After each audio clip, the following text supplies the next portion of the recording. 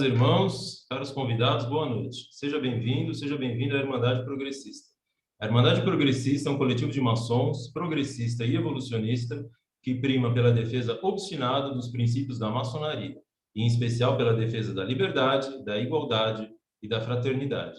Condenamos enfaticamente o sectarismo político e religioso, a superstição, a tirania e a ignorância. Defendemos a liberdade de expressão e combatemos o uso da violência para a consecução de quaisquer objetivos.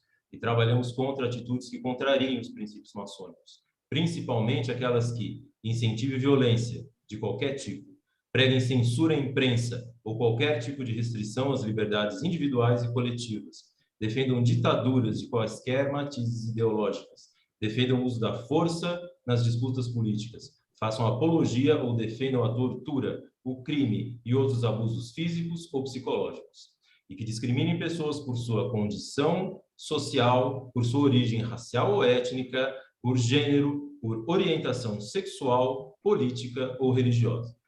Meus irmãos, como diz o grande poeta Sérgio Vaz, não devemos confundir briga com luta. Briga tem hora para acabar, mas a luta é para sempre.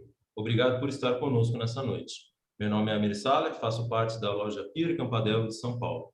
Estão também conosco irmãos de várias organizações maçônicas de todo o Brasil. Esse bate-papo está sendo transmitido através do Zoom e ficará gravado em nosso site, o irmandadeprogressista.org. Nosso convidado de hoje é Kênio Ismail. Kênio Ismail é professor universitário, pesquisador acadêmico, escritor, tradutor e palestrante, bacharel em administração pela Universidade de Brasília, tem MBA em gestão de marketing pela Escola Superior de Administração, Marketing e Comunicação. Tem mestrado acadêmico em administração pela Escola Brasileira de Administração Pública da Fundação Getúlio Vargas. É autor dos livros Desmistificando a Maçonaria, O Líder Maçom, Debatendo Tabus Maçônicos e História da Maçonaria Brasileira para Adultos. Foi o revisor técnico e prefaciou a edição brasileira da Maçonaria para Leigos e traduziu e comentou a obra Ahriman Rezon, A Constituição dos Maçons Antigos. Irmão Kênio, boa noite. Seja bem-vindo à Irmandade Progressista. Boa noite, obrigado pelo convite, meu. Irmão Kênio, eu gostaria de começar a nossa conversa aqui, a nossa roda de conversa.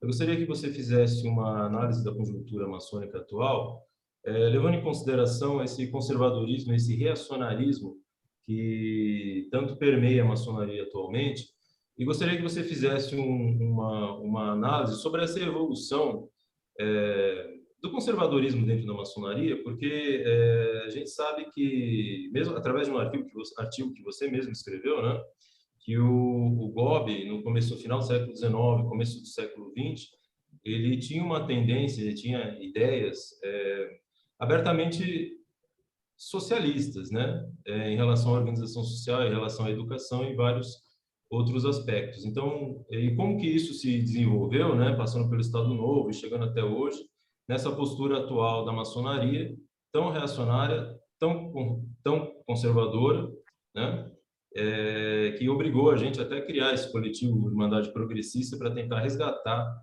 essa ortodoxia maçônica justamente desse progressismo da maçonaria.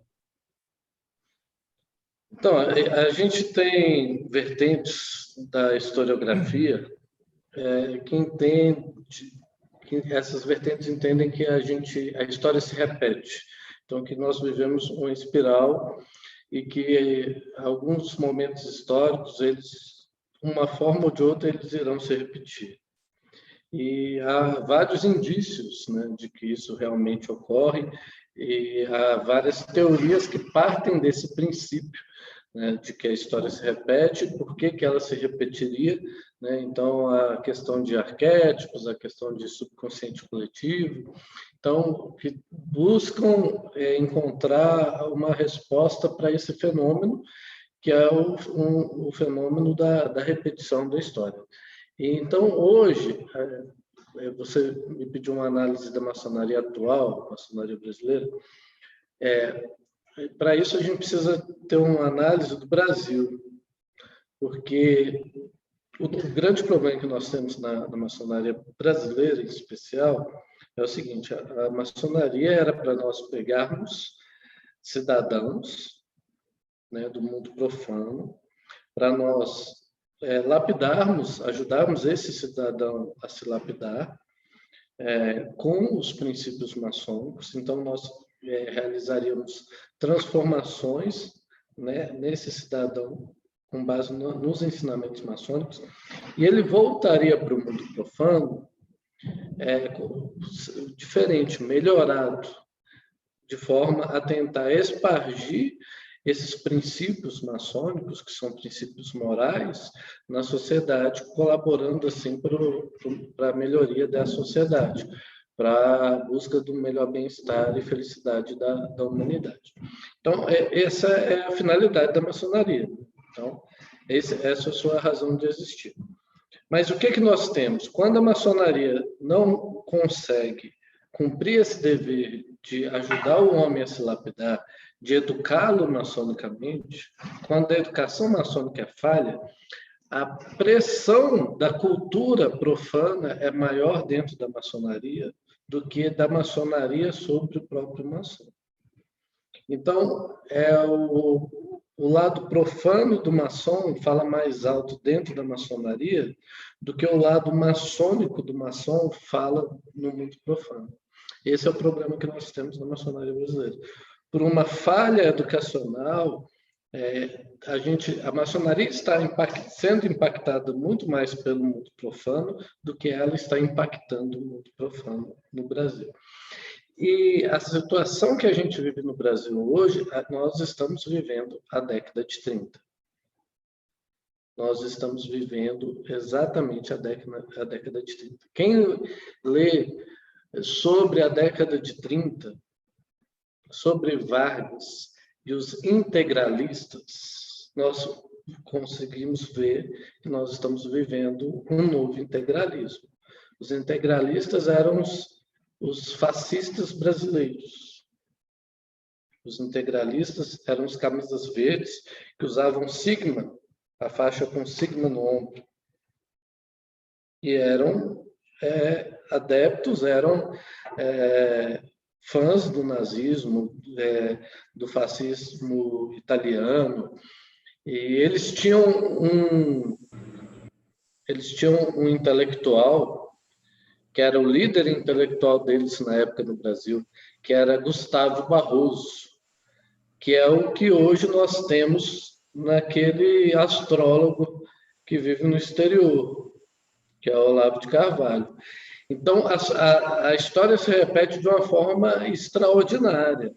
A diferença é que o Gustavo Barroso tinha uma série de títulos de nível superior, uma série de formações, era presidente da Academia Brasileira de Letras. Só que era um nazista convicto e um antimaçônico convicto, que atacava a maçonaria. E os integralistas tinham uma milícia formada por militares que eram milicianos nas horas vagas.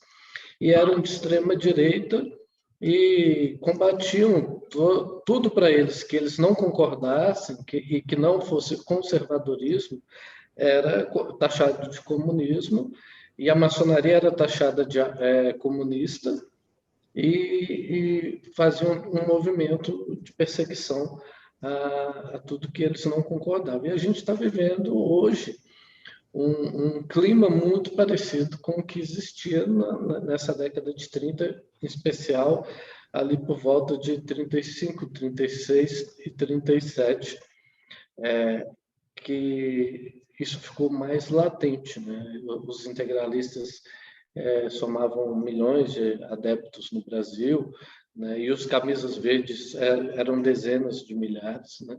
E que hoje nós temos os camisas amarelas, que simplesmente é a mesma coisa. A gente substituiu o Gustavo, nós estamos vivendo um neo-integralismo, só que piorado. Um Gustavo Barroso não está no mesmo nível de um Olavo de Carvalho. Vargas não está no mesmo nível de um Bolsonaro, mas eles tinham um nível de formação muito superior às lideranças desse novo integralismo atual. E a maçonaria, por não estar cumprindo seu dever, ela tem seguido esse caminho das pessoas estarem muito mais influenciadas com o mundo profano. O maçom não está preparado para fazer uma racionalidade subjetiva, para raciocinar por conta própria e ver o que é fake news e o que não é, o que é verdade, o que não é. E essa é a situação que a gente se encontra. E a grande virada de mudança de comportamento da maçonaria deveu-se à década de 30, que foi exatamente quando a maçonaria foi colocada em xeque. E ela não foi colocada em xeque só aqui, ela foi colocada em xeque na Europa, só que na Europa ela teve um comportamento diferente daqui. Então, quando a maçonaria foi perseguida na Alemanha, na França, em toda a Europa dominada pelos nazistas, ela reagiu contra. Pagou um preço caro por isso. Milhares de irmãos foram presos, milhares de irmãos foram parar em campos de concentração e, mesmo assim, continuaram contra esse autoritarismo, reunindo lojas clandestinamente dentro de campos de concentração. E a maçonaria brasileira não. Quando ela foi confrontada por uma ditadura de Vargas, ela simplesmente se prostituiu.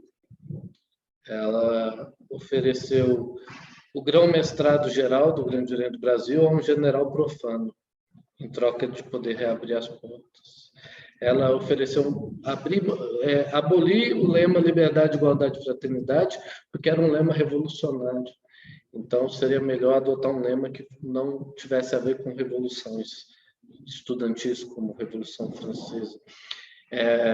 Ela criou um mecanismo para entregar os irmãos suspeitos de comunismo para o DOPS.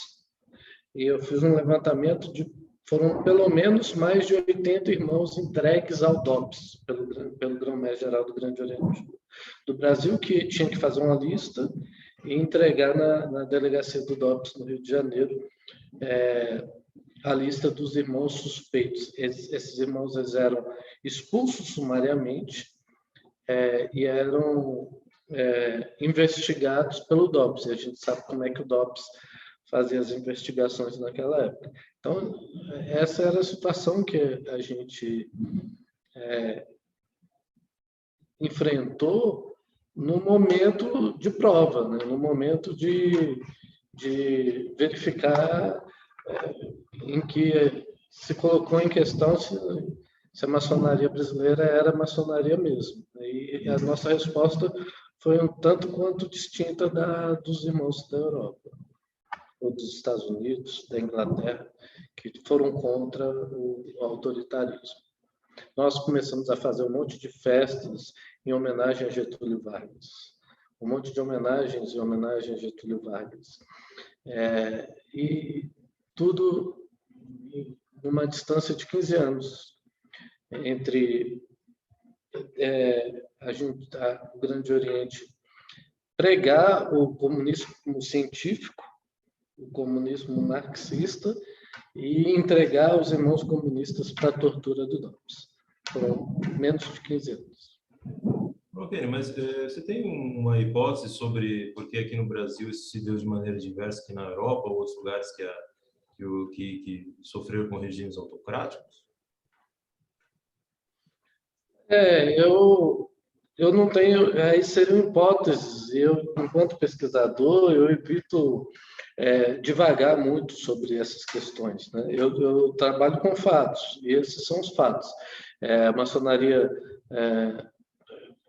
defendia nos boletins as ideias do comunismo científico e depois criou mecanismos de expulsão sumária e de entrega de irmãos suspeitos para a tortura. Agora, o que há por detrás disso, eu imagino que essa relativização da moral maçônica, né, faltou exatamente esse compromisso. E eu não vejo muita distância disso para vários comportamentos de organizações maçônicas em que se prima mais pela arrecadação, a preocupação maior é com a arrecadação do que com a educação maçônica em si. Vargas deixou a maçonaria fechada, por exemplo, em Pernambuco por 15 anos. 15 anos em Pernambuco. Então, as lideranças da época, elas não eram lideranças maçônicas. Havia uma cultura, um costume da gente colocar lideranças de destaque no mundo profano que tinham pouco ou nenhuma experiência na maçonaria. Então, nós queríamos ter um grão-mestre que fosse um senador, que fosse um desembargador, que fosse um artilheiro de uma Copa do Mundo. Era esse tipo de gente que a cúpula, na época que só existia o Grande Oriente do Brasil, que a cúpula procurava para ocupar o grão-mestrado geral. Então, a gente colocou Mimi Sodré, que era um ídolo do Botafogo, né? Que tinha jogado na seleção brasileira, para ser grão-mestre. Ele não durou um ano como grão-mestre. Simplesmente ele viu que não era aquilo. A gente colocou um Otávio Kelly, que estava há mais de 10 anos adormecido, e depois de 10 anos de adormecimento, em menos de um mês ele estava de grão-mestre geral, porque era um juiz federal. Um Osíris Teixeira, que era um senador da República, numa situação muito similar. Então, talvez seja um pouco disso. Na maçonaria brasileira, somos muito refém das lideranças e das decisões das lideranças.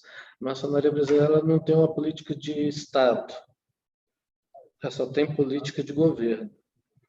Então, você tem um grão-mestre bom, a organização vai para frente. Entra um grão-mestre ruim, as coisas mudam, porque não existe uma política de Estado. A gente olha o próprio Grande Oriente do Brasil, Marcos José, Múcio Bonifácio.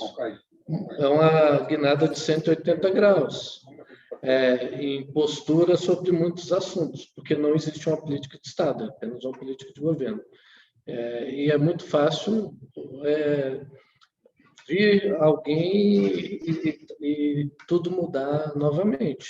É muito frágil essas relações maçônicas brasileiras. Então, eu acredito nessa questão de termos lideranças. A gente tem poucos maçons políticos, tem muitos políticos maçons. Então, a gente vive essa situação até os dias de hoje. Irmão Kenny, eu tenho uma pergunta aqui do irmão Rodrigo Zagni, da loja Cavaleiros de Jerusalém, de São Paulo. O irmão Rodrigo ele pergunta o seguinte: a captura de uma instituição complexa e diversa como a maçonaria por determinada força política, nesse caso a direita ultraconservadora, né, não se dá sem que se produza o silenciamento de grupos antagônicos na disputa da escrita pela história oficial, na disputa desse protagonismo, né? Ele pergunta que vozes têm sido silenciadas para que se afirme no Brasil uma maçonaria avessa aos próprios propósitos progressistas que deram origem à maçonaria nas lutas travadas contra regimes autocráticos. Outro dia eu sofri a vergonha alheia de ler um artigo de um irmão explicando na cabeça dele, e no seu artigo por A mais B, por que a maçonaria é conservadora. O irmão Hélio Leite, que é do Conselho Federal do Grande Oriente do Brasil, é um paz-grão-mestre do Grande Oriente do Distrito Federal. E pregando o conservadorismo em seu artigo maçônico, né, e tentando justificar por A mais B com uma série de distorção de ideias. Então, a gente tem um problema sério que é da maçonaria brasileira, que a maçonaria brasileira, em toda a sua história, ela nunca fez gestão de conflitos. ela não sabe lidar com oposição. Não existe, na história da maçonaria brasileira, um caso de uma alta administração que soube lidar com a oposição. E aí o GOSP é uma prova atual disso.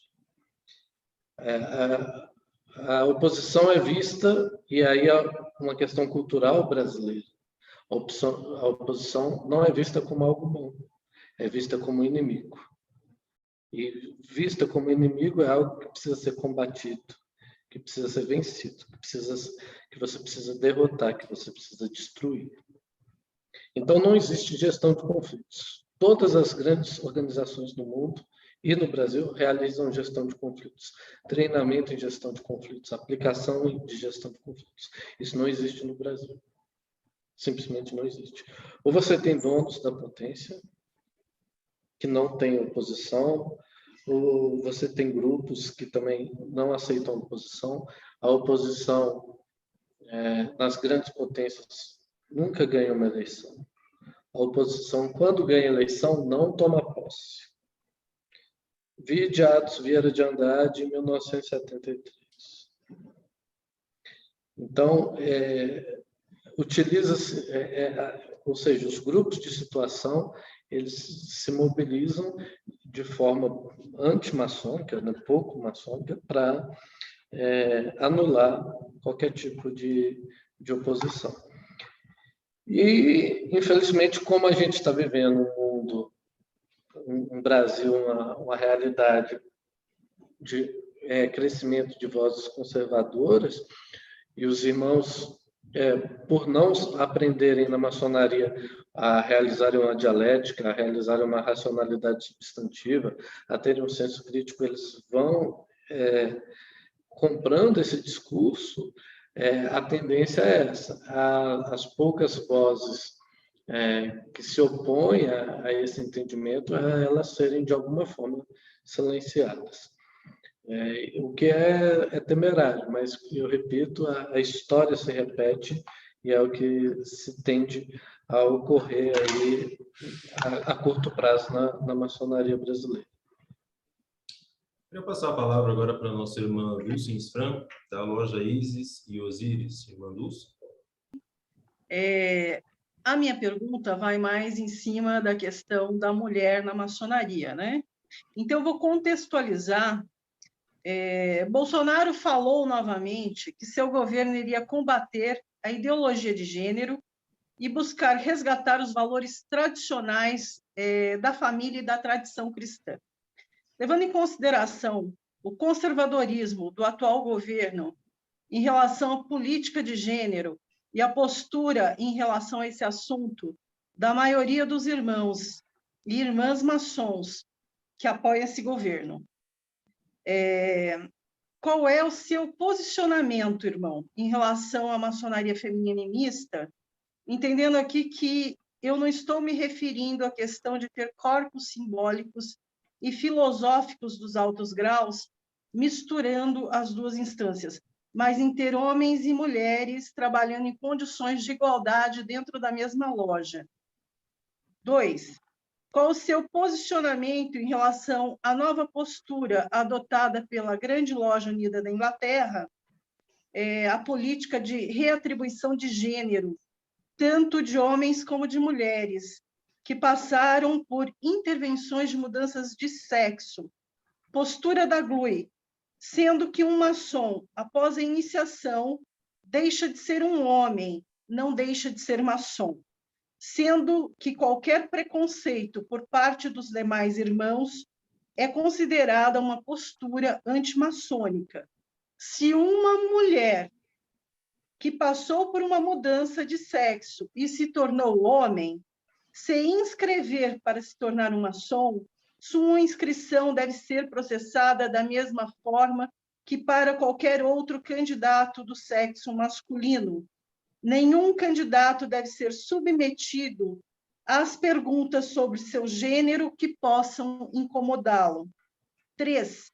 O que achou da postura da Grande Loja Unida da Inglaterra em relação ao reconhecimento da existência da maçonaria feminina constando hoje em seu site 2 grandes lojas maçônicas femininas, que compartilham, inclusive, os mesmos espaços físicos que as lojas masculinas. E 4, que repercussões você acredita que tais posturas vindas da grande loja unida da Inglaterra trarão para a maçonaria brasileira, principalmente para a maçonaria brasileira que consta na List of Lodges? É isso, irmão. São muitas coisas, né? Então vamos, como Jack Stripador, vamos por partes. Eu tenho, o Igor mesmo comentou antes de começar, eu tenho um blog, chama Luiz Quadro. Esse blog faz agora em dezembro 11 anos, dedicado à maçonaria. Então eu estou há 11 anos falando sobre algumas questões e apanhando por conta de algumas questões. Eu tenho que confessar que eu nunca apanhei tanto quanto agora, porque com hoje os irmãos se sentem muito mais à vontade de externar seus preconceitos, suas ignorâncias, suas opiniões retrógradas do que antes. Porque hoje eles se sentem bem representados e à vontade para isso. Mas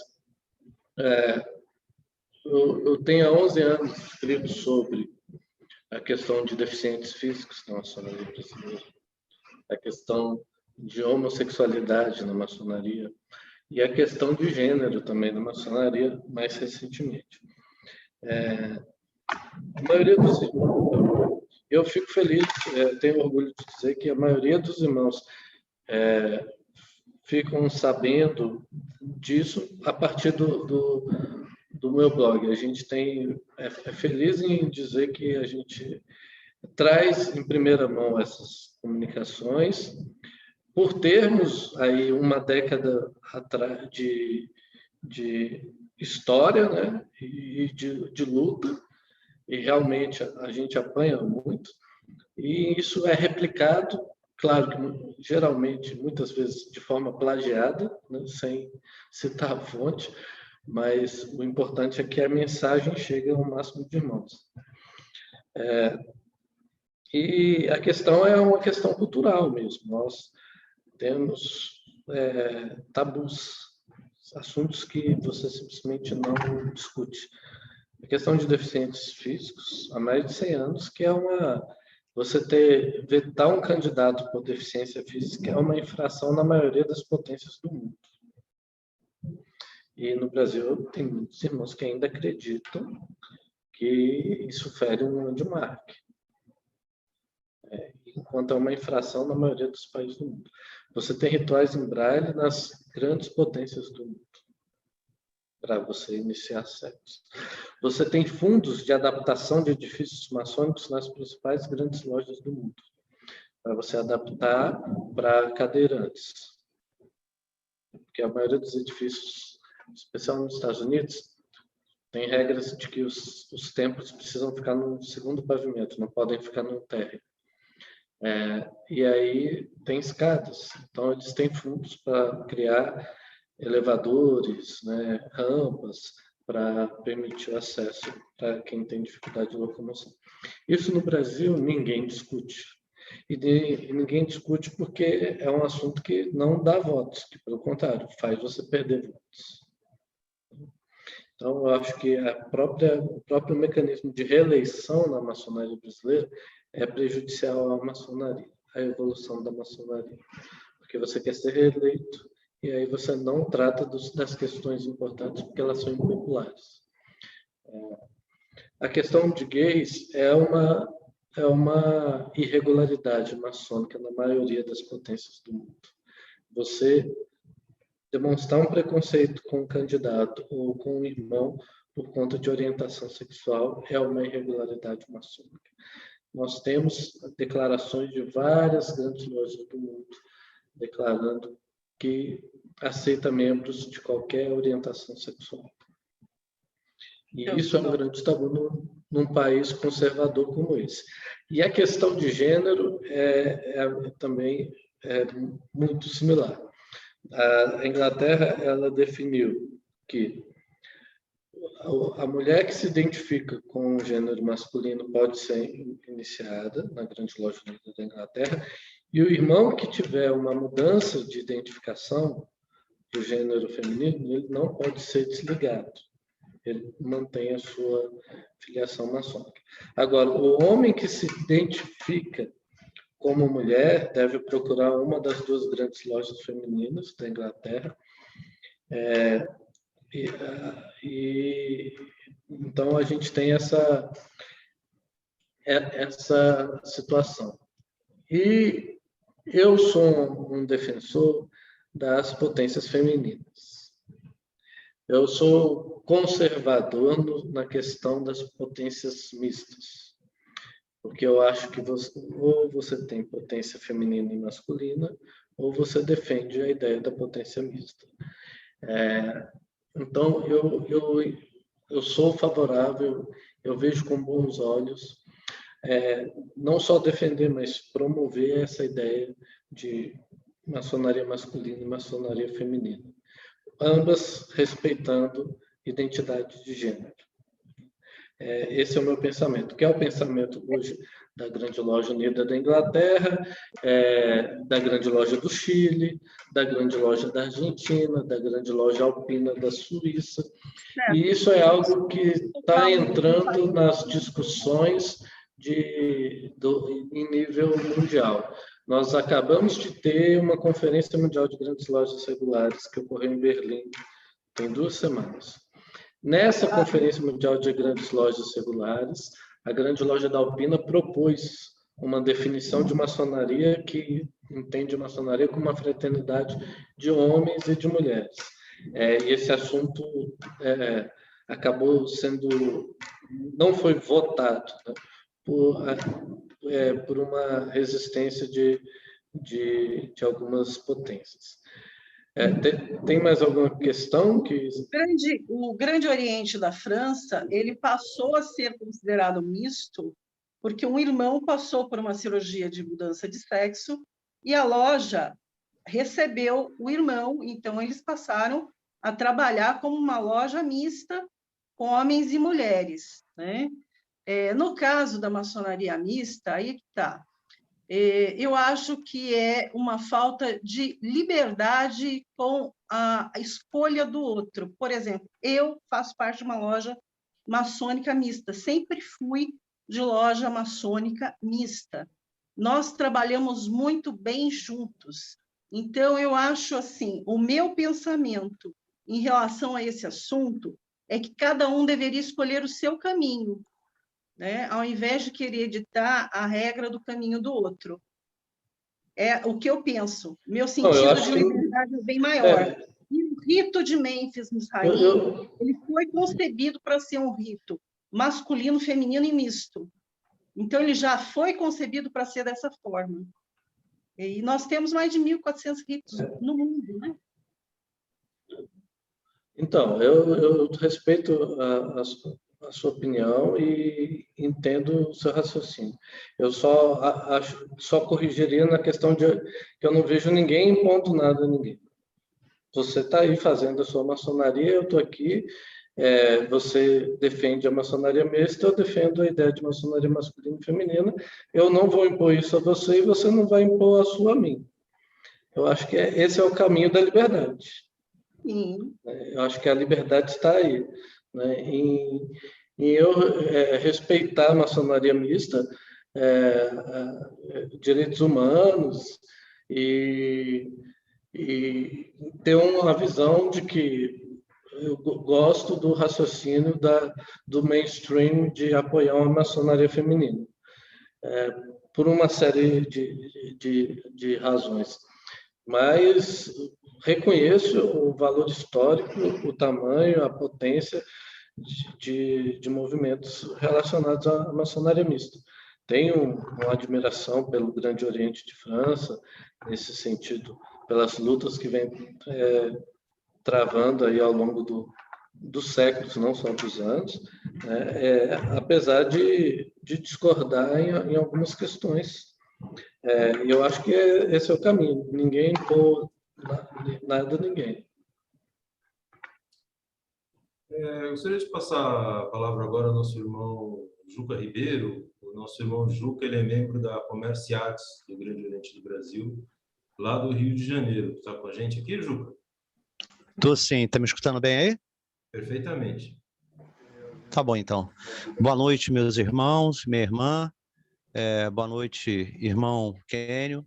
Uma satisfação estar trocando essa noite aí uma série de reflexões com você, com os irmãos. Vou fazer uma breve introdução. Nós somos a Irmandade Progressista. Existem outros coletivos, eu diria, de maçons ao centro e à esquerda no Brasil. Acredito que não sejam tantos coletivos no Brasil, mas existem esses coletivos, né? Nós somos a Irmandade Progressista, tem outros grupos que não se articulam como nós se articulamos, mas porque eu diria que nós já temos alguns canais de comunicação, fazemos debates de forma frequente, já tivemos 3 ex-ministros conosco, e, enfim, a gente tem uma certa visibilidade. Outros irmãos e outros coletivos também fazem o seu trabalho. Isso faz parte da imensa coletividade que está no campo do centro-esquerda, social-democratas, maçons, sociais-liberais, comunistas e socialistas. Esse é o campo que nós estamos compondo. Daqui a 150, 200 anos, quando os historiadores vierem a estudar a maçonaria durante o período da pandemia ou durante o início do século XXI, eles jamais poderão falar que a maçonaria brasileira foi socialista, nem comunista, nem social-liberal, mas, obviamente, eles irão reconhecer que existia um movimento no sentido de impulsionar um debate reflexivo no campo crítico da sociedade. Essa é a minha introdução. A pergunta que eu lhe faço é a seguinte, de forma correlata. Em algum momento da história da maçonaria brasileira, ela foi reconhecida como, e pode ser caracterizada como socialista? E se foi, quais são os indícios e fontes que podem reforçar essa concepção? Essa é a minha pergunta. Boa noite. Então, quando a gente fala em maçonaria brasileira, para a gente falar se ela foi algo ou não foi algo, a gente só pode falar sobre isso até 1927. A partir de 27, você já não tinha uma única maçonaria brasileira. Você já tinha diferentes vertentes. E aí não tem como a gente falar maçonaria brasileira como uma coisa só, porque já não era só uma instituição, né? Então, não sei se algum dia nós vamos voltar a ter um discurso nisso. A gente vai experimentar um pouco disso em julho do ano que vem, quando ocorrer uma conferência do simbolismo que vai reunir as lideranças das 3 vertentes, mas mesmo assim ainda não vai ser um discurso único, porque nós temos uma série de elementos que estão fora dessas 3 vertentes. Eu costumo dizer que foi construída uma ponte da amizade para que algumas potências como o GOSP morassem debaixo dessa ponte. Então, não existia amizade, foi construída uma ponte de amizade exatamente por conta do surgimento de um novo elemento de peso, né? Então, para você entrou um novo player, eu preciso fechar aqui com os players que eram meus inimigos para torná-los amigos, para eles não se tornarem amigos dos meus inimigos. Então, esse foi o raciocínio, e a gente precisa ser muito claro quanto a isso. A Maçonaria Unida do Brasil, esse movimento da União da Maçonaria Regular Brasileira, ele teve uma segunda intenção. Não veio por amor a fraternidade, pelo amor fraternal, ou a caridade, a busca da verdade. Foi uma questão política, foi uma jogada política. Então, a gente não tem esse discurso. Antes de 27, o que nós temos? Eu tenho um artigo publicado chamado Quando o GOB era socialista, quando o Grande Oriente do Brasil era socialista. Porque nos boletins oficiais que o Grande Oriente do Brasil publicava, ele pregava o comunismo científico. Então, a gente tem, não são indícios, são provas. Não são indícios, são provas documentais. Nós temos os boletins oficiais que eram publicados. Esses boletins estão acessíveis para você, Juca, que é membro do GOB, mas também para qualquer pesquisador, mesmo profano, porque estão na hematoteca da Biblioteca Nacional com acesso virtual, acesso online. E aí, nesses boletins, você vê várias manifestações em defesa do comunismo científico sendo publicadas, principalmente até por volta de 1922. Inclusive, a ocorrência de algumas conferências maçônicas comunistas. Em 22, quando teve aquele Comintern, aquele congresso do Comitê Comunista Internacional, na Rússia, que aprovou uma súmula contra a maçonaria, quando essa notícia chegou no Brasil, a maçonaria brasileira parou de pregar oficialmente em seus boletins o comunismo científico. Mas, sim, o que nós temos são essas provas documentais. E elas se justificam. Vou te explicar por que elas se justificam. A gente era uma república muito nova e formada por analfabetos. O Brasil não tinha uma universidade. Na década de 20, o Brasil não tinha uma universidade. A primeira universidade é a Universidade do Brasil, que nasce de forma escusa para dar um título de doutor honoris causa para um chefe de Estado estrangeiro que ia visitar o Brasil. Ou seja, o Brasil não tinha uma universidade. E nós éramos um país de analfabetos. E a gente fez a abolição da escravatura, então nós tínhamos milhares de ex-escravos, de filhos de ex-escravos, de analfabetos, de imigrantes estrangeiros que precisavam ser alfabetizados. E o Estado não conseguia isso. O Brasil, a maçonaria brasileira foi a defensora do Estado laico. A gente tem a questão religiosa no Brasil, e o Brasil foi o defensor do Estado laico. A ideia do Estado laico é uma ideia protestante, ela nasceu com o movimento protestante, com Lutero, a ideia do Estado laico, porque os estados europeus da época eram estados católicos. O Brasil vivia um ultramontanhismo. O que era o ultramontanhismo? O padre, o bispo, o arcebispo, eles ganhavam salário do governo, porque eles funcionavam como cartório. Nascimento, casamento, óbito, quem emitia era a igreja, emitia para o governo, e eles recebiam salário. Então, a maçonaria brasileira defendeu o Estado laico. A maçonaria brasileira defendeu a liberdade religiosa, porque a Igreja Católica ultramontanhista no Brasil defendia a escravidão, e a maçonaria era contra a escravidão. Então, a gente promoveu a vinda de missionários batistas que vieram para a região interior de São Paulo, Santa Bárbara do Oeste, onde hoje tem a cidade americana, que tem esse nome por isso, que eram maçons, inclusive um grão-mestre da Grande Loja do Alabama veio, fundaram a loja maçônica, a loja George Washington, e fundaram a primeira igreja batista no Brasil. Isso a maçonaria brasileira pode se orgulhar. Ela defendeu a liberdade religiosa, defendeu a criação do Estado laico.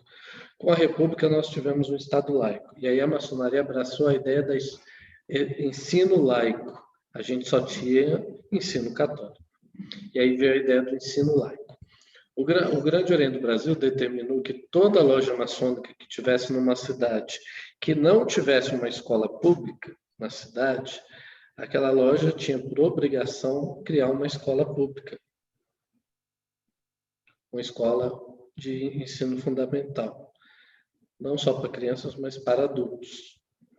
Então, essas lojas abriram escolas. Em pouco tempo, eram mais de 100 escolas no Brasil, ligadas à maçonaria, ao Grande Oriente do Brasil. O contato que os maçons tinham com aquela população que frequentava essas escolas eram trabalhadores que trabalhavam 14 horas por dia, 6 dias por semana, sem direito a férias, sem direito a 13º.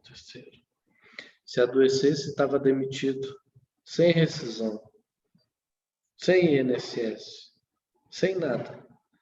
Você tinha que trabalhar, se você faltar, está demitido.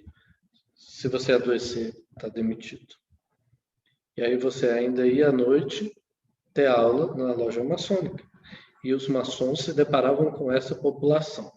Qual a literatura científica na época que defendia o proletário, que combatia a exploração do trabalhador, que falava que o trabalhador é dono daquilo que ele produz, que ele tem direito sobre aquilo que ele produz?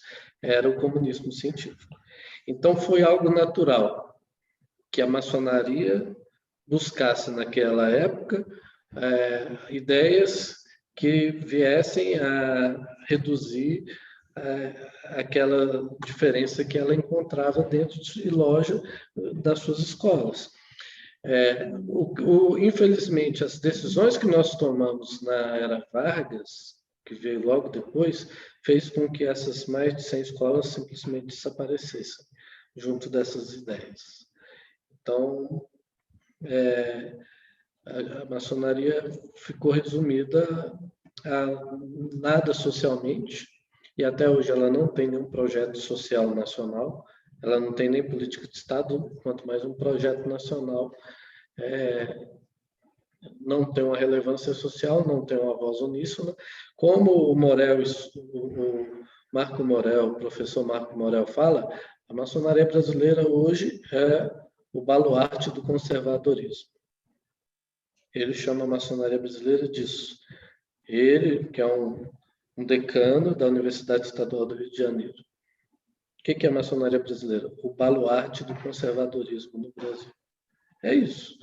É isso que nós estamos, cada um da sua forma, tentando combater. Por falar no Rio de Janeiro, nosso irmão Sérgio comenta o seguinte, que ele acha que a situação está piorando, porque lá no Rio de Janeiro, as lojas do GOB estão sendo invadidas por militares, que são o setor mais conservador da sociedade. Basta olhar o boletim do GOB RJ para ver os candidatos à iniciação, metade é policial. Gostaria de passar a palavra agora para o nosso irmão Nadir, diretamente lá de BH, nosso irmão Nadir Gonçalves Júnior, da loja Aurora de São Romão. Irmão Nadir? Pois é, estamos aqui. Uma satisfação estar aqui novamente com estes irmãos, nessa luta, e recebendo aqui nosso querido irmão Kenny, quase conterrâneo lá de Unai. Não sou de Unai, sou do Noroeste. Alegria revê-lo e poder aqui debater esse assunto tão interessante para nós, maçons, nesse momento. Irmão Kenny, é sabido que a maçonaria está muito envelhecida, né, no Brasil, notadamente. Até vi uma vez uma palestra sua falando sobre isso, sobre o envelhecimento da maçonaria, né? Talvez você pudesse falar um pouco sobre isso. E, além disso, seguindo, né, você acha que a iniciação, né, de membros mais jovens, né, com ideias menos conservadoras, né, mais progressistas, seria suficiente para mudar o rumo dessa maçonaria, ou acha que é possível ainda internamente conseguir mudar a vertente dessa maçonaria atual que a gente vê aí, que todos estão relatando com esse viés ideológico e conservador muito forte? A gente tem eu fiz uma pesquisa em 2018 para a CMI, uma pesquisa com quase 13 mil maçons brasileiros. E a gente viu essa questão do envelhecimento. Hoje a gente tem uma idade média do maçom brasileiro de 61 anos, ou seja, a gente tem uma maçonaria idosa, né? Prova disso é que nenhum plano de saúde quer fazer convênio com a maçonaria.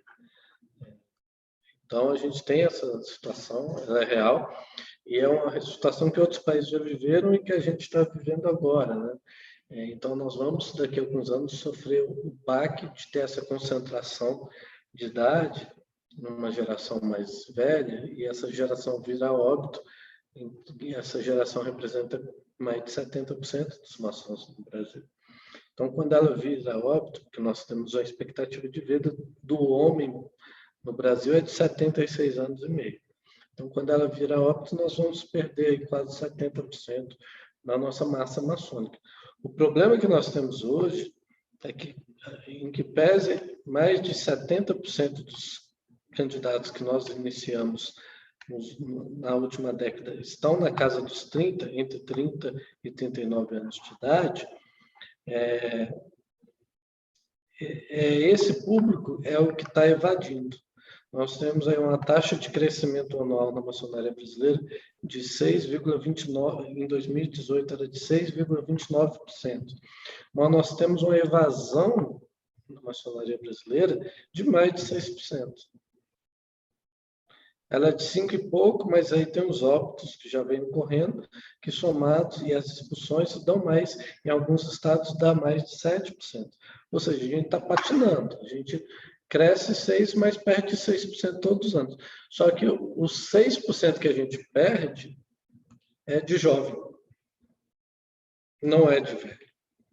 Quem está pedindo kit, quem está adormecendo, quem está se afastando, não é o irmão que está há 10, 20, 30 anos na maçonaria. É quem entrou há 1, 2, 3 anos. A pesquisa indicou isso. A evasão ocorre ali nos 5 primeiros anos. O 5 é um número mágico nessa questão. Passou de 5 anos, a pessoa tem uma dissonância cognitiva, ou seja, eu já estou há tanto tempo, eu vou aguentar mais um pouquinho, vou ficar mais um pouquinho. Né? Mas antes de completar 5 anos, a evasão está concentrada aí. Ou seja, não adianta hoje a gente iniciar mais jovens, porque eles vão sair, eles vão entrar, eles vão sofrer preconceito, eles vão ver muito preconceito, escutar muito preconceito. Eles não vão ser bem tratados, bem recebidos. Então, eles vão escutar ideias que eles não concordam, que eles não compartilham, vão ver coisas que eles não admiram, e aí eles vão se afastar, eles vão fazer o raciocínio de custo-benefício. Estou gastando muito tempo com isso, estou gastando dinheiro com isso, e estou passando raiva, e vejo que isso não tem um bom futuro, então não faz sentido eu continuar. Então, nós precisamos fazer um dever de casa e arrumar a casa para receber gente nova. Se a gente não arrumar a casa, a gente vai continuar tendo esse mesmo problema. 6% de crescimento ao ano é excelente, só que 6% de evasão é um absurdo. Então, nós vamos continuar trazendo gente para fora e perdendo. E aí, esse que perde, dificilmente ele volta. Esse que perde é o que vai falar mal também da instituição. Vai falar, ali é o baluarte do conservadorismo. Ali você vai pagar R$200 por mês, vai comer mal, vai ser chamado de menino, não vai ser bem tratado e só vai ver gente preconceituosa, gente ignorante, gente que compartilha fake news, gente que fala dentro de loja imoral, mas termina a reunião, vai para o bordel, vai ver a amante, e aí a gente não colabora com a instituição. A gente precisa fazer um vitriol, a gente precisa fazer uma reforma íntima da maçonaria brasileira. Agora, isso é um diagnóstico do pesquisador químico. Se você me perguntar como que a gente pode fazer isso, não, eu sou o médico que só estudou para dar diagnóstico. Agora, o tratamento vai ter que procurar outro médico que não tem condições de dar uma solução única para um problema tão complexo. Eu acho que nós temos que experimentar. E é difícil, porque nós não temos o malhete, primeiro o malhete nas mãos. Então, como que a gente pode experimentar? Tentando aí, se candidatando aos cargos de gestão da potência, para tentar fazer diferente, compondo, fazendo coalições que busquem um equilíbrio entre as forças. De que forma?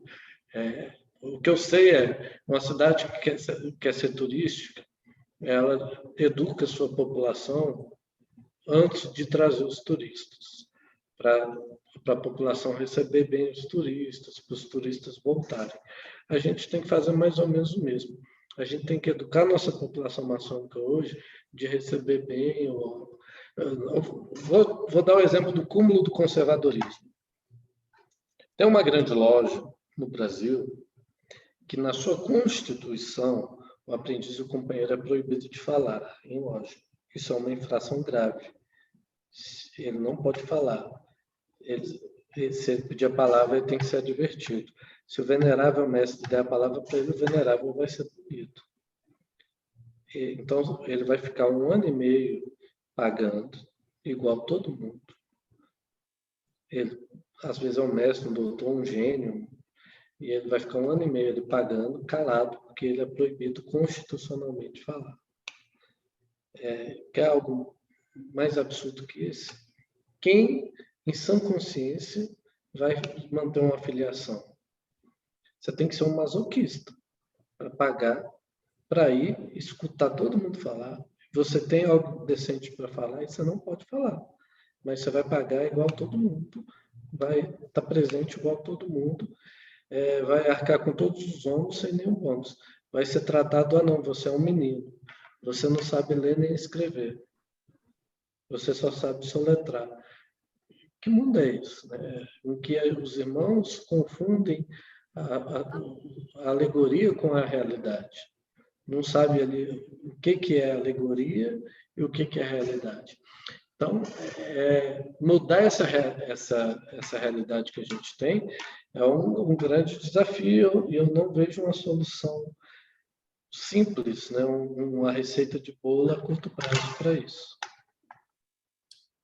Irmão Kenny, eu mesmo já participei de uma loja onde a prestação de contas não era franqueada aos aprendizes. Eles tinham que pagar a mensalidade como todos, mas não recebiam a prestação de contas. É complicado. Essa é uma discussão que tem que ser feita e não existe realmente uma solução única, mas a coisa está feita. Só queria perguntar para o irmão se nos outros países, em outros países se percebe essa dificuldade também em relação à evasão? Então, tanto quanto aqui, não. Pelo menos pelo que eu tenho visto. Eu acho que aqui tem toda uma situação, não só cultural, da gente não receber bem, mas o fato daqui a gente ser uma ordem por convite também muda muito esse cenário do que em outros países. E a questão esotérica aqui, porque na maioria dos países, a maioria dos maçons do mundo, eles praticam uma maçonaria que a reunião é muito mais uma aula do que uma missa, do que uma cerimônia de ocultismo. Então, a gente tem uma realidade um tanto distinta que pode estar sendo difícil para a nova geração, né, que tem uma formação questionadora, diluir, né, esse formato maçônico que a gente tem aqui, né, de egrégora, por exemplo. Egrégora é um conceito de maçonaria que a gente só vê no Brasil. Eu já dei palestras em eventos maçônicos em vários países e sempre tive curiosidade de conversar com os irmãos para saber se eles têm um conceito similar ao nosso na maçonaria deles, de egrégora. E ninguém tem. Se a gente for observar, não existe nenhum ritual de nenhum dos ritos populares na maçonaria que tenha a palavra egrégora no ritual. Nem mesmo a Adoniramita, que é o rito tão esotérico, tem a palavra egrégora. Então, é um enxerto que a gente fez da teosofia na maçonaria brasileira. E tudo isso acaba sendo algo que dificulta a permanência da nova geração, do jovem de hoje. Ele entra e aí está lá, você vira o companheiro grau 2, o número 2 é o número da indecisão, tome cuidado, você vai sofrer um acidente de carro, sua esposa vai te trair, você vai ser demitido, porque é o grau perigoso, o grau que tudo pode acontecer, porque é o número 2. Essa numerologia de banha de rodoviária não entra na cabeça de um jovem que tem uma boa formação, pós-graduado, que tem um Kindle e gosta de ler, ele não vai se identificar. Então, a tendência dele é sair. Não sei se eu comentei, se eu respondi. Sim. Por falar em outros países, meu irmão, eu gostaria de passar a palavra para o nosso irmão Igor Santa Cruz, que vem justamente da Loja Unida da Inglaterra, da grande Loja Unida da Inglaterra, e a gente está se aproximando aqui do final, estamos próximos ao final, logo após a pergunta do nosso irmão Igor, a gente tem a pergunta do irmão João Ricardo, e a gente já vai finalizando logo em seguida. Irmão Igor. Bom, obrigado, irmão Amir. Boa noite, irmão Kênio. Seja bem-vindo. É uma honra estar falando aqui com você. Boa noite, meus amados irmãos. Boa noite, irmã Dulce. A minha, na verdade, é uma pergunta e um pedido assim de reflexão, assim, né? Eu cheguei a esboçar essa pergunta anteriormente, mas eu tive que redigi-la, né? Refazê-la, né? É mais assim, pegando o gancho no desenvolvimento dessa nossa temática, né?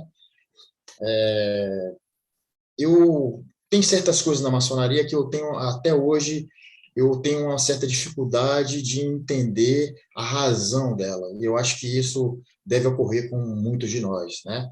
Uma delas é a questão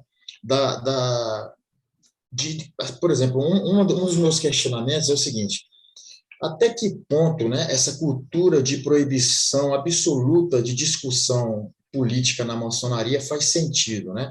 Porque, na minha opinião, a maçonaria deveria ser o último lugar onde essa proibição deveria ocorrer, porque a maçonaria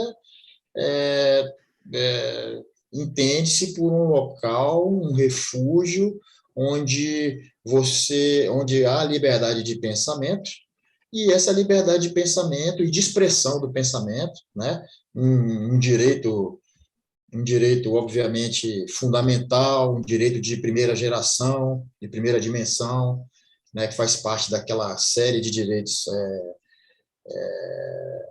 as liberdades públicas, né, nascidos principalmente ali na época da Revolução Francesa.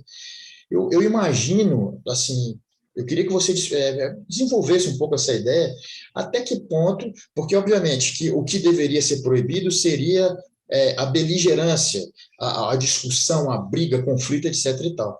Mas uma coisa que eu questiono sempre é o seguinte: se proibirmos a discussão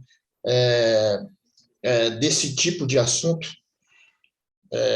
por exemplo, uma discussão sobre um grande tema político, ou uma discussão sobre uma grande relevância filosófica, ou até mesmo religiosa, mas que seja partidária, né? Talvez não coubesse uma proibição absoluta. Então, eu queria que você desenvolvesse mais alguma coisa nesse sentido, porque eu não sei se você concorda, se há proibição, num cenário de proibição absoluta, a quem isso serviria? Por exemplo, a um imperialismo cultural, a um colonialismo cultural, né? Por exemplo, se em algum momento identificássemos a influência de potências estrangeiras no nosso país, que ameaçasse a nossa soberania, e nem numa loja maçônica pudéssemos discutir tal coisa, estaremos a serviço das pessoas dos potenciais riscos de perda de soberania. Por exemplo, se os Estados Unidos tiver alguma pretensão, algum país europeu tivesse a pretensão, e nós fomos proibidos de discutir isso no refúgio nesse santuário da liberdade de pensamento que é a maçonaria? Se houver um novo ciclo inquisitorial, por exemplo, da Igreja Católica ou de outro movimento, por exemplo, um novo ciclo inquisitorial, por exemplo, desse movimento fundamentalista que se apropriou dos movimentos evangélicos, por exemplo, já temos um ministro terrivelmente evangélico, né? Vamos supor que isso empodere essas classes, seja política, seja religiosa, e aí sejamos proibidos de discutir num cenário, né? Então, é mais ou menos por aí. Desculpa se eu fui... não sei se fui claro, mas é mais ou menos nessa linha que eu gostaria que você ouvisse a opinião, que é muito importante. Não, foi bastante claro. Eu acredito que é esse problema. Eu sempre bato na tecla de que o problema é de educação. E aí, como a gente tem uma falha na educação do mundo profano, ela é ainda maior no mundo maçônico. Porque o entendimento correto, ao meu ver, é da proibição de discussão de política partidária e de sectarismo religioso. Não tem como a gente evitar na maçonaria de tratar de questões religiosas, porque a maioria dos ritos que nós praticamos, eles são religiosos, ou seja, eles têm orações, eles abrem o livro da lei, e mesmo aqueles que não são, eles tratam dessa questão para chegar a esse entendimento. Se é agnóstico ou adogmático, tudo isso é uma discussão religiosa, é uma discussão teológica. A maçonaria ela tem uma questão de moral teísta, de discutir se é uma moral teísta ou uma moral ateísta. Como um belo sistema de moralidade falado em alegoria ilustrado por símbolos, a gente tem que discutir isso. O teísmo moral de Kant. Nós precisamos ver essas questões. O que a gente realmente tem um veto no mainstream, né, a partir da Grande Loja Unida da Inglaterra, da Escócia e da Irlanda, que o Aims of Relationship of the Craft determinou, é exatamente isso, de evitar discussões que sejam político-partidárias em defesa de um candidato ou de um partido, ou de uma ideologia específica. Nós, na condição de maçons, lojas maçônicas ou potências maçônicas, mas sem isso interferir na nossa liberdade enquanto cidadãos. Então, o Aims ele é muito claro nessa questão. A minha loja, por exemplo, ela realiza aqui em Brasília debates de interesse público. Então, a gente realizou já um debate sobre segurança pública no Distrito Federal, com o diretor da penitenciária, da Papuda, o comandante da PM, o diretor da Polícia Civil, o secretário de Estado de Segurança Pública, pessoal de ONG, de Direitos Humanos, e a gente fez esse debate. No ano 2019, a gente fez sobre saúde pública, e aí traz o secretário de Estado de Saúde Pública, o presidente do CRM, o presidente do Sindicato dos Médicos, do Conselho Federal de Farmácia, do Conselho Federal de Enfermagem, de ONG que trabalha dentro de hospital, de apoio a mulheres com câncer, e aí a gente fez sobre saúde pública. O ano que vem, a meta é sobre educação pública. Então, vamos trazer o pessoal do Sindicato de Professores, secretário de Educação para esse debate. Então, isso a gente vê que não é proibido. A gente faz com o apoio da potência e vê outras iniciativas similares. O que é proibido por exemplo, a minha grande loja, em 2014, fez uma carta aberta de apoio ao Aécio Neves, candidato a presidente da República. Isso é proibido. Isso é uma irregularidade de prática, que ela podia muito bem ser denunciada por alguém e perder reconhecimentos. E perde. Na França, Gelenef, a grande loja nacional francesa, perdeu em 2014, no mesmo ano, o reconhecimento de mais de 100 potências, porque o grão-mestre fez uma carta de apoio à reeleição do Sarkozy. E perdeu mais de 100 reconhecimentos. Mas é a Gelenef, não é a minha grande lojazinha que está aqui quietinha, né?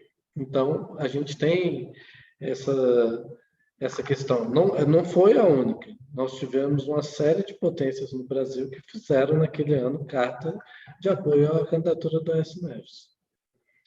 E aí, olha hoje o que deu com o Aécio Neves.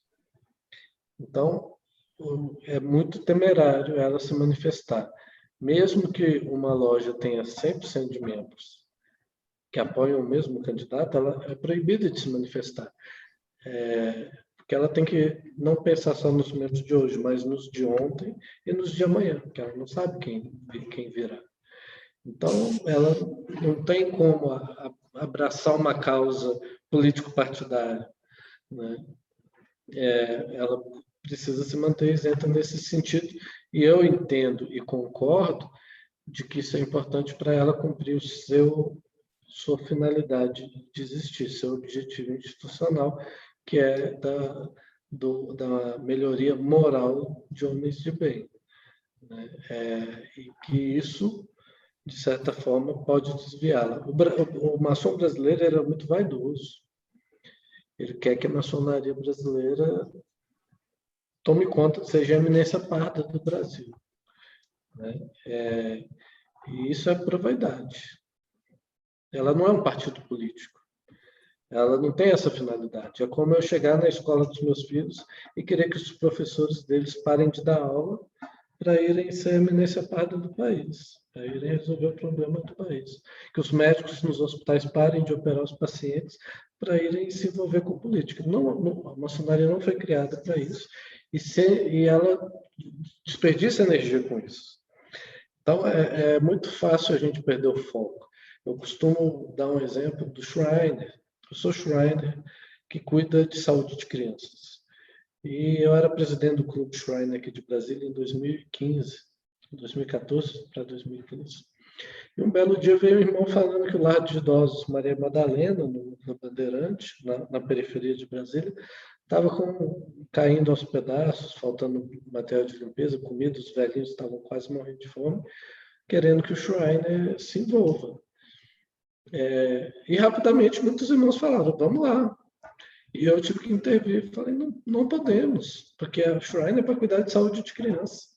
A fralda geriátrica que você der para um idoso vai ser menos 2 fraldas de recém-nascido no hospital. Não tem como fazer uma conta diferente. Se você quer cuidar de idoso, abra outra ordem que cuida de idoso, essa que cuida de criança. Você tem recursos limitados e precisa fazer uma coisa. A maçonaria tem recursos limitados. E o que ela tem que focar é na função dela, de educação moral, de homens e adultos, está aqui, de mulheres também, de bem. Então, esse é o que eu acho que a gente peca. A gente quer que a maçonaria resolva todos os problemas do mundo e não faça educação moral. Acho que esse é o nosso problema. Assim. A gente vai encaminhando para o final, irmão Kênio. O irmão João Ricardo Dias, ele pergunta se o irmão Kênio teria algum comentário a fazer sobre a participação da maçonaria na Comuna de Paris. Nunca foi meu objeto de pesquisa, então eu prefiro não. E a gente vai para a última pergunta, então, da noite, que é do nosso irmão Nemias Freire, que é da loja Pier Campadelo de São Paulo. Irmão Nemias? Sim. Boa noite, irmãos, boa noite, irmã, boa noite, palestrante, irmão Kênio. A minha pergunta vai no sentido de algo que já foi tocado aqui, que é exatamente, o senhor mencionou o crescimento das igrejas, a chegada das igrejas, de algumas igrejas protestantes no Brasil, que teve grande participação da maçonaria, né, como os batistas, os presbiterianos. Só que, mais recentemente, existe uma rusga entre as igrejas e a maçonaria, que impede que, inclusive no caso da igreja presbiteriana, que impede que alguns irmãos dessa igreja continuem na maçonaria, né? Existe uma resolução, não sei exatamente do que se trata, do ponto de vista da estrutura da igreja, até porque são duas grandes igrejas presbiterianas no Brasil. Mas eu queria, diante desse crescimento do movimento neopentecostal que a gente vê no Brasil, como já foi até mencionado pelo irmão Igor, a gente viu agora essa nomeação de um ministro supremo em algo profundamente eivado de uma participação desse setor. E esse é um setor também muito refratário à maçonaria, né? Aos níveis assim de perseguição, assim, de intolerância. E eu queria que você me respondesse o seguinte: sendo a maçonaria uma entidade que defendeu a liberdade de culto, que defende a tolerância religiosa, como é que você vê tudo isso nessa conjuntura que nós estamos vivendo agora, em que o conservadorismo cresce na mesma medida que cresce a participação desses movimentos religiosos? É uma questão um tanto quanto complexa, exatamente pelo histórico, né? A gente fez muito esforço, né? A gente foi protagonista da questão religiosa no Brasil para quebrar essa hegemonia da Igreja Católica, que era oficial, que era quase que constitucional no país. E para isso a gente fez esforços, e a riqueza de comprovação dos esforços de maçons e lojas para que os seus pastores pudessem fazer suas pregações. Eles não conseguiam comprar um lote, porque o padre proibia os locais de vender lotes para criar igrejas. Então, a gente tem registros de congregações protestantes que funcionaram dentro de lojas maçônicas, maçonaria que doou lotes para a construção de igrejas, que doou material de construção, que ajudou na elevação, mesmo não sendo formado por irmãos que eram daquela denominação religiosa. Tudo em nome da liberdade religiosa. E são os sucessores desses que hoje são os maiores inimigos da maçonaria, por desconhecerem sua própria história. E a maior prova disso é que eles pregam tudo que eles combatiam antes. Em que sentido? O protestantismo nasceu defendendo Estado laico, ensino laico. E hoje eles defendem o Estado religioso e o ensino religioso. E era a grande bandeira do protestantismo, era Estado laico, ensino laico. Então, a gente tem uma questão de inversão de valores muito grande, um distanciamento dos valores cristãos substituídos por esses valores mercadológicos. E tudo isso feito com base na ignorância, na falta de educação. Eu falo muito em educação, aí posso parecer suspeito por ser professor, mas a história nos mostra como que uma China saiu do feudalismo para ser a maior potência mundial, por meio da educação. Como que um Japão destruído na Segunda Guerra se tornou a maior potência na década de 80 por meio da educação. E uma Coreia do Sul, que também era feudal até outro dia, hoje tem um grande impacto e influência no mundo, de Hyundai, de Samsung, de K-pop, de K-drama, de Netflix, dominado pela Coreia do Sul, por meio da educação. Então, eu entendo que essa transformação não pode vir de um caminho diferente desse. Eu acho que é o que a gente tem que começar a defender, a pregar. Eu não sei se eu respondi essa questão, Neemias. Sim. Muito bom. Dado o adiantado da hora, a gente encerra, vamos caminhando aqui para o encerramento da nossa roda de conversa da Irmandade Progressista. E eu gostaria de agradecer, em nome dos irmãos da Irmandade, a presença aqui do irmão Kênio Ismail, que cedeu um pouco do seu tempo para estar aqui conosco nessa noite e falar sobre esses assuntos interessantíssimos. A gente poderia ficar horas batendo papo sobre isso, mas são questões relevantes e questões urgentes, mas a gente tem as nossas limitações aqui, irmão Kênio. Muito obrigado pela sua presença e obrigado por estar aqui nessa noite. Eu que agradeço. Meus irmãos, boa noite. Essa conversa vai ficar gravada no nosso site, que é irmandadeprogressista.org. Clamo aos irmãos também que acessem o site do nosso palestrante de hoje, que é noesquadro.com.br. Isso mesmo, irmão Ken? noesquadro.com.br, conteúdo interessantíssimo que eu mesmo já sigo há muito tempo. Meus irmãos, boa noite e continuamos com o nosso trabalho. Muito obrigado pela sua presença e até a próxima.